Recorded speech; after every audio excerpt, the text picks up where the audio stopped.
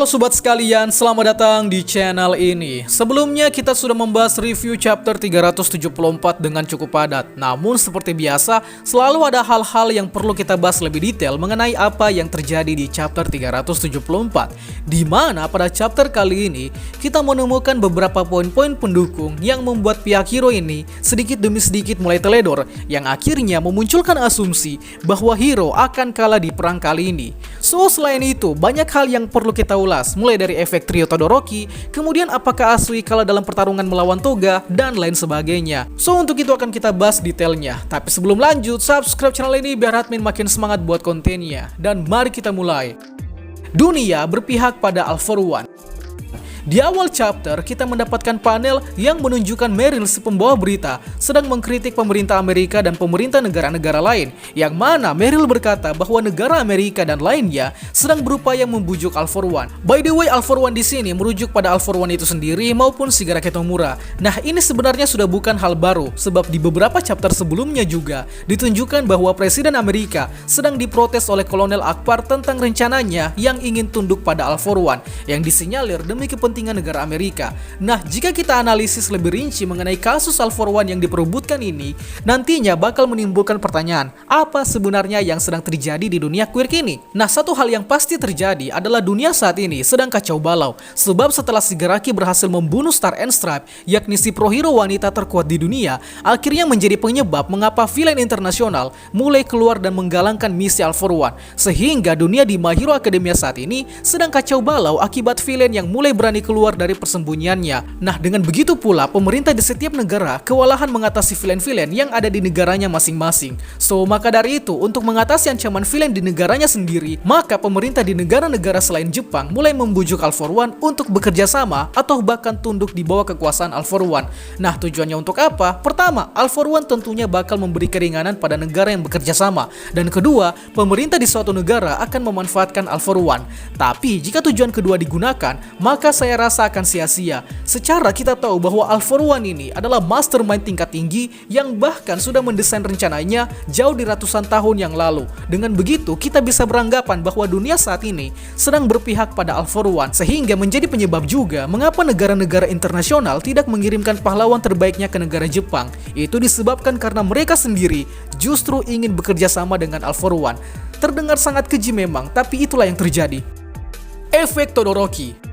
Di chapter ini juga menunjukkan kalau ternyata efek peperangan yang terjadi di Jepang ternyata berdampak ke negara Amerika, yang mana dampaknya tersebut berupa terjadinya cuaca ekstrim. Lantas mengapa efeknya bisa timbul sampai ke Amerika?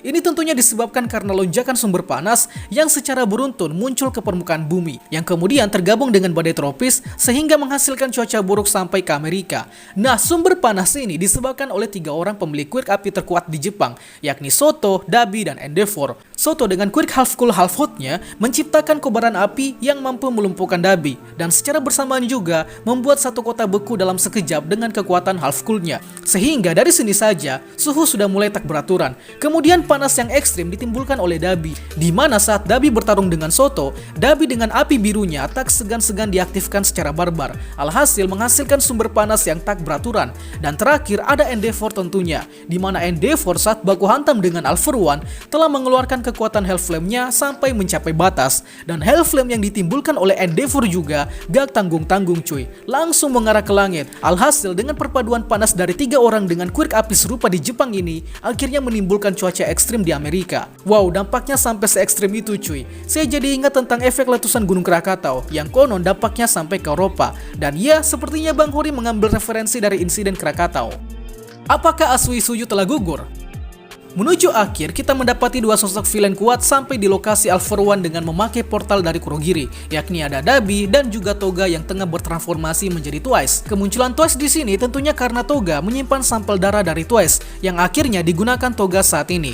Tapi yang menjadi salfok di sini adalah kacamata teleskop milik Asui. Lantas ini menimbulkan pertanyaan, apakah Asui kalah saat di Pulau Okuto? Atau apakah Asui tewas saat pertarungan melawan Toga? Sekarang kita akan memunculkan asumsi. Pertama kita harus tahu dulu apa yang terakhir kali terjadi di Pulau Okuto. By the way, Pulau Okuto ini adalah salah satu tempat isolasi dari villain berbahaya. Nah, yang terakhir kali diketahui soal Pulau Okuto adalah Toga akan bertarung melawan Ochako dan Asui. Lalu setelah itu tak ada lagi kabar mengenai kondisi perang di Pulau Okuto. Tapi dengan kemunculan Toga yang menjadi twist di chapter 374 ini, akhirnya menimbulkan beberapa dugaan. Pertama, terjadi pertarungan sengit yang mengancam nyawa Toga. Lalu yang kedua, karena Toga terancam, maka digunakanlah kartu as Toga, yakni sampel darah Twice. Sampel darah Twice ini tentunya memiliki Quirk Double, dan secara kita tahu kalau Quirk Double mampu mengkloning tubuh penggunanya hingga jumlahnya yang tak terbatas. Ketiga, karena Quirk Double akhirnya digunakan, maka hero di Pulau Okuto sepertinya hancur-hancuran karena gemuruh dari Quirk Double, sehingga menimbulkan korban tentunya, dan salah satu korbannya bisa jadi adalah Asui. Dan dugaan terakhir, Asui telah kalah di tangan Toga, sehingga menjadi alasan mengapa Toga atau Twice di sini memegang teropong milik Asui. Itu bisa saja disebabkan karena Asui telah gagal dalam pertarungannya melawan Toga.